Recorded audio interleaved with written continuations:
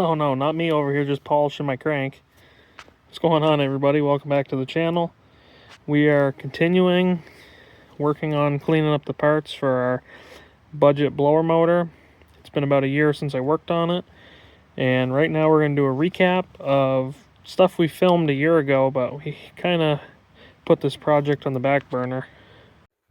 What the hell are you doing? Spraying out the cylinders. They're a little rusty. You can see it on this side. The motor's been sitting here for a little bit of time with no heads on it. That'll clean right up. Absolutely. So a little bit of a recap, because we kind of fucked up and didn't show what actually happened to the C10 when we were done with it. So this engine back here, it's hard to tell because we have it on a block, but it's spit connecting rod number 3. I too normally, ow, that's hot, like to find my connecting rod in the middle of the road. We ended up putting this motor in. I got the thing on the road, got it running, made exhaust for it, everything, and life was great. Till I blew this one up. Seems to be a common occurrence. Common occurrence with this truck. So that left us stuck with no motor. So I think what we're gonna do now is build our blower motor for this thing. We're gonna use parts from all 3 motors. We're gonna use this short block. We're gonna use the top end off that motor, accessories and shit off that motor. I guess we can get this one apart and start cleaning it.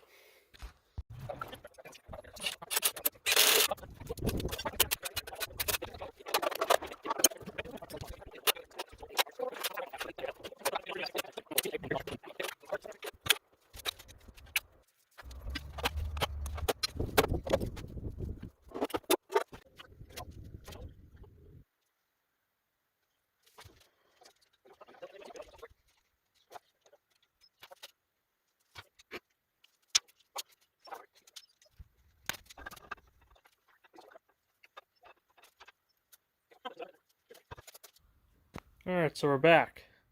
Unfortunately, I couldn't video taking out the rotating assembly because my phone died. Or whatever, I guess. But now we're down to bare block.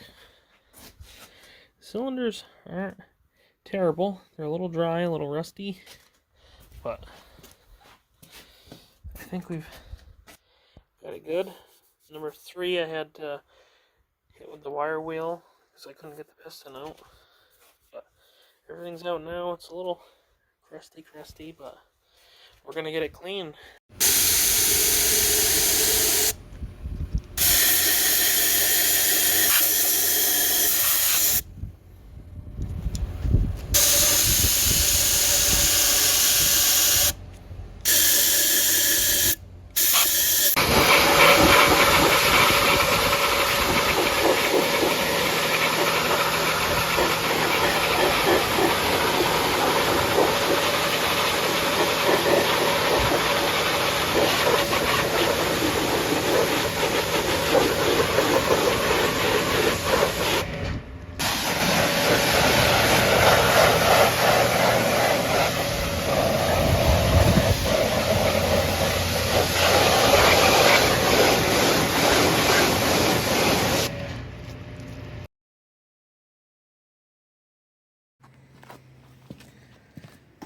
To start this procedure, we got our wire wheel, and we got our microfine cloth for prepping body panels for paint. We got it from the auto parts store. It actually worked pretty good.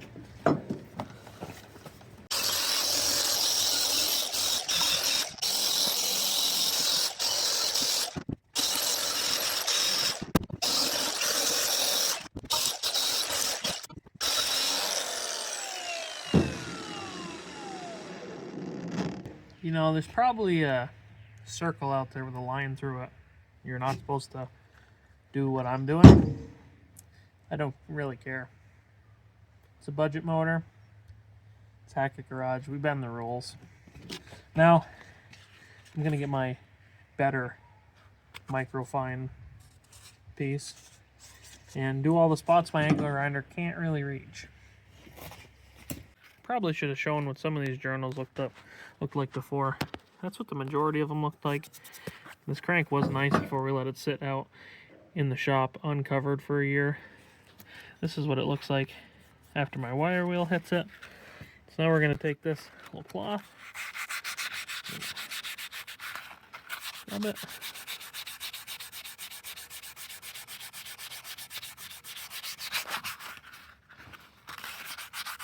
Probably should have got another package of these, but should clean it up pretty good. I mean, is it perfect? No, but when I'm not holding the camera while I'm trying to do it, it'll clean up a lot better.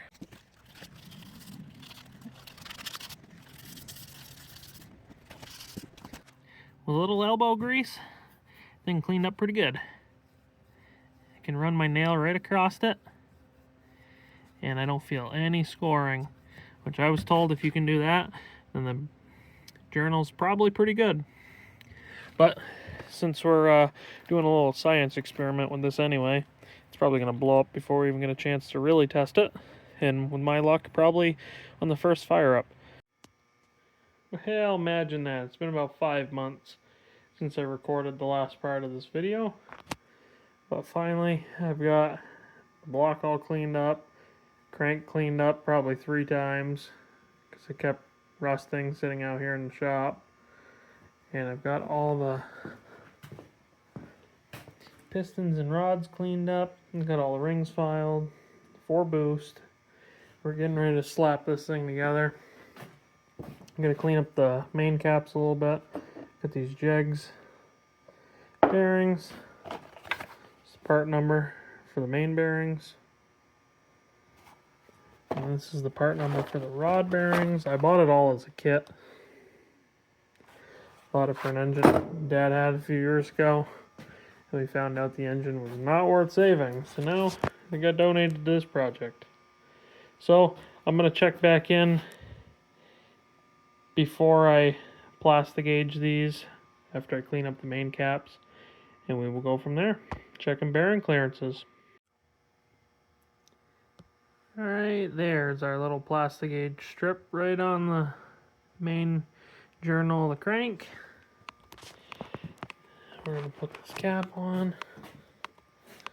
Now all these caps, as you go through, so I can get out of the light, they all have arrows facing towards the front of the engine. Same as this one. Put it right on there.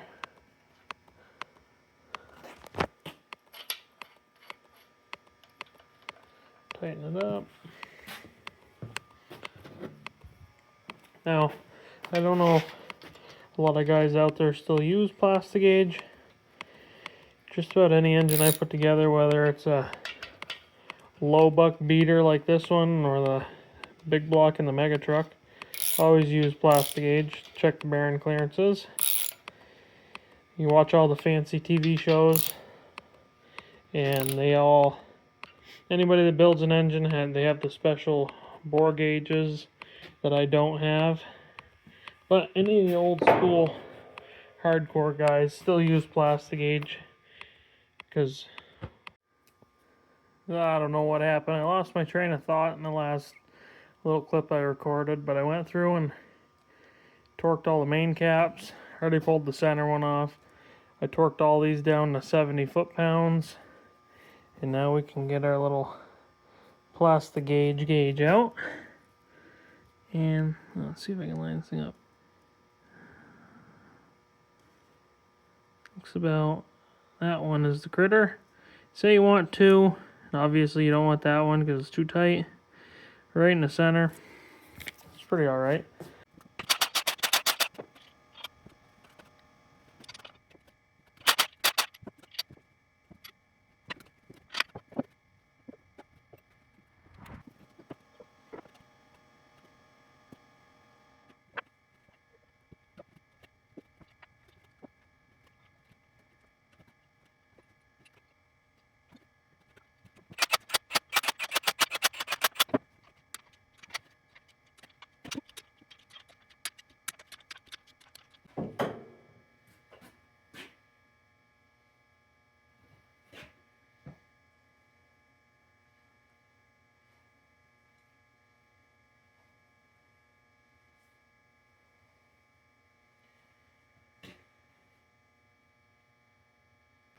Pretty nice.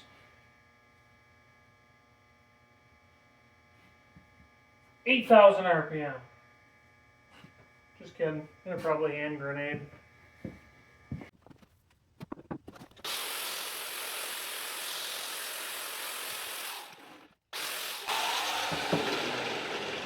Look at that.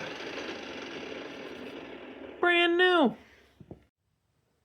Now we're getting ready to put the pistons and rods in the engine block, so we got to set our ring placement. This little diagram from Total Seal works pretty freaking good. I'm going to keep this for all the engines I put together just because it's nice to have the little picture. So you always remember that that little hole in the piston goes towards the front of the block. So we've got our top ring set, our second ring, and then it's hard to tell, but we've got our oil ring set in the right spot. So then we're gonna put the bearings on. These bearings are also from Jegs. I showed the part number in one of the last clips. But let's see if I can find it. The one thing I don't really like about these bearings is, oh, it won't let me zoom in on the part number. But normally when you buy these bearings, there's an upper and there's a lower. The mains were labeled. The rod bearings are not. I don't know if it really matters. It probably doesn't. But anytime I've bought like Clevite bearings, they're always numbered. But it is what it is. I'm sure we'll figure out if we put them in wrong. But I'm sure they're fine. If they're not labeled, then what could go wrong, right?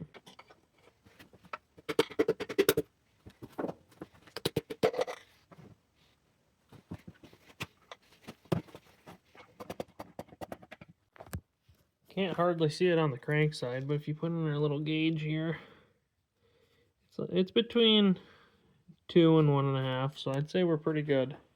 So now I'm going to go through and put the rest of the pistons and connecting rods in, plastic gauge them all. Then going to go through with assembly lube and do them all after each time. So I'm going to do pistons 1 and 2, put assembly lube on that journal, proceed the next 2 all the way down the line. That way nothing gets dry as we're rotating this thing. And I'll check back in after once they're all in there. Just like that, we got ourselves a short block. Got all 8 pistons and rods in there. A few of the bearing clearances were a little tight, but hopefully they'll come into it and not cause an issue. And I think that's going to end it for this video. This video's been dragged out probably a 1.5 years now. And I think it's a good time to end it now that we got a short block. So next time we'll focus on what camshaft we're using, the heads we're using, and hopefully we can set the blower on there and kind of finish stuff up. But till next time, guys, go get to working on something.